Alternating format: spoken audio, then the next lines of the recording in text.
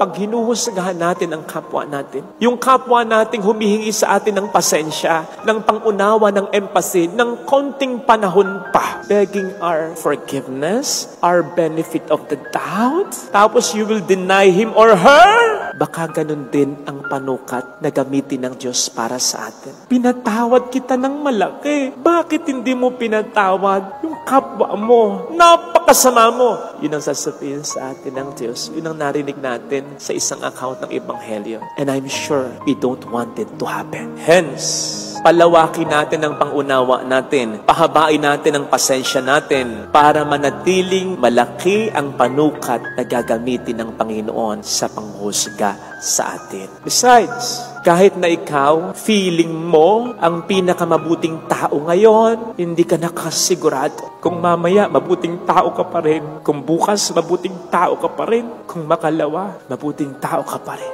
Kakailanganin at kakailanganin pa rin natin ang awa ng Panginoon natin. Ito rin sana ang ibigay natin sa kapwa natin.